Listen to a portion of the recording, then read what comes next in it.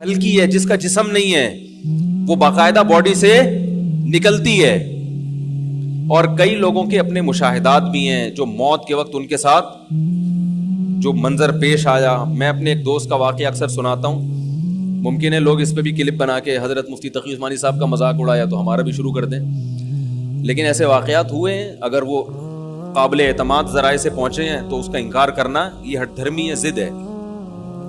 میرے ایک دوست ہیں، بہت پرانے دوست ہیں، 18 سال سے میرا خیال ہے میں ان کو جانتا ہوں. بہت پرہیزگار ہیں، ان کی پرہیزگاری پہ کوئی الحمدللہ لوگ شبہ نہیں کرتے. باقی حقیقت تو اللہ ہی جانتا ہے، کسی کے بارے میں یقینی طور پر تو نہیں کہہ سکتے، لیکن بہت نیک ہیں، ہمارے ساتھ رہے ہیں، طالب علم تھے. ان کا ایکسیڈنٹ ہوا اور ایسا ایکسیڈنٹ ان کا ہوا کہ بچنے کی امید نہیں تھی. ہاسپٹل میں، آغا خان ہاسپٹل میں ایڈمٹ ہوئے. 60 بوتلیں خون کی چڑھی ہیں ان کو، 60. ڈاکٹروں نے جواب دے دیا تھا کہ یہ بچنے والے نہیں ہیں، اس لیے کہ انہوں نے ان بعد میں پتا چلا وہ کہہ رہے تھے ان پہ اتنا خرچہ آئے گا کہ آپ لوگ افورڈ نہیں کر سکتے اس کو. تو خیر وہ خرچہ ہوا اور 60 بوتلیں ان کے پہ خون کی چڑھی ہیں. خرچہ اسی سے لیا کہ جنہوں نے ایکسیڈنٹ کیا تھا نا، وہ ایکسیڈنٹ بھی کیسے ہوا تھا. تو وہ ان کے 60 بوتلیں چڑھی خون کی تو بالکل مرنے لگے تھے. تو انہوں نے مجھے اپنا واقعہ خود سنایا.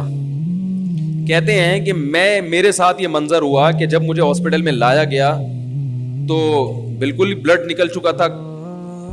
بعض لوگ تو یہ سمجھ رہے تھے ایکسپائر ہو چکے ہیں، جان یعنی نکل گئی ہے ان کی. اب خود سوچو 60 بوتلیں جس کو چڑھی ہوں گی، کیا بچا ہوگا خون. تو کہتے ہیں میں نے یہ دیکھا کہ میں لیٹا ہوا ہوں اور میرے ارد گرد میرے رشتے دار کھڑے ہوئے، وہ کھڑے ہوئے تھے حقیقت میں بھی، ان کے والدہ بھائی وغیرہ.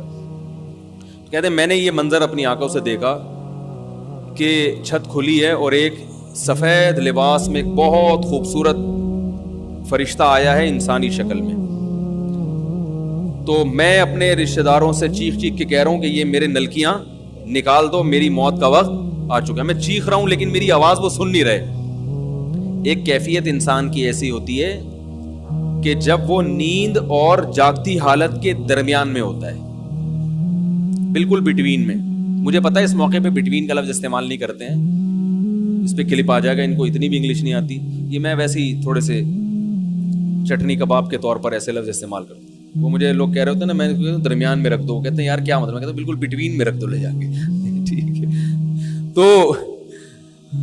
تو وہ جو ہے میں نے وہ کہتے ہیں کہ میں بتا رہا تھا کہ ایک حالت ہوتی ہے انسان کی، جاگتی حالت اور خواب کے درمیان میں، جہاں وہ کچھ خواب بھی دیکھ رہا ہوتا ہے اور کچھ اس زندگی سے بھی اس کا تعلق ہوتا ہے.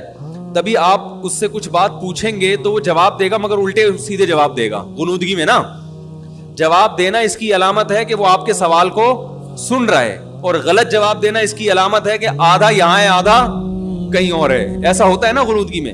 تو بعین ہی اسی طرح ہمیں قرآن و سنت سے پتہ چلتا ہے کہ انسان کے جب مرنے کا وقت آتا ہے تو ایک کنڈیشن تو یہ ہے کہ پورا اس دنیا میں، ایک کنڈیشن ہے پورا برزخ میں، اور ایک درمیانی کنڈیشن ہوتی ہے جس میں آدھا ادھر ہوتا ہے اور آدھا برزخ میں.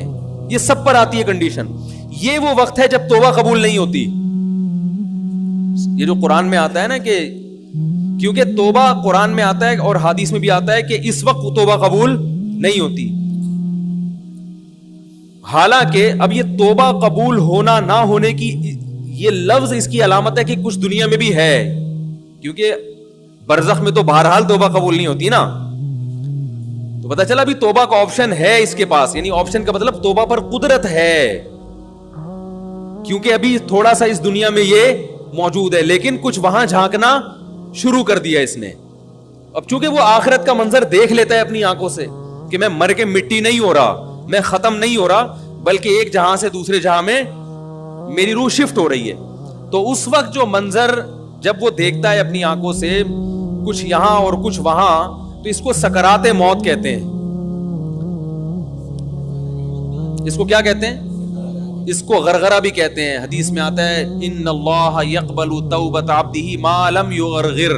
جب روح اٹکنے لگتی ہے نا اس وقت تک اللہ بندے کی توبہ قبول کرتے ہیں، اس وقت نہیں کرتے پھر، کیونکہ اب یہ ایمان غیب کا نہیں رہا، اب یہ دیکھ لیا انسان نے. اب وہ سارے اس کے دلائل جو ہے نا کہ میری عقل نہیں مانتی، مجھے اللہ نظر نہیں آتا، اور مجھے تو فرشتے نظر نہیں آتے، آج تک سائنسدانوں نے کوئی لیبارٹری میں فرشتہ دریافت کیوں نہیں کیا، یہ ساری اس کی بحثیں کیا ہو جاتی ہیں، یہاں ختم ہو جاتے ہیں، اللہ اس کو دکھا دیتے ہیں.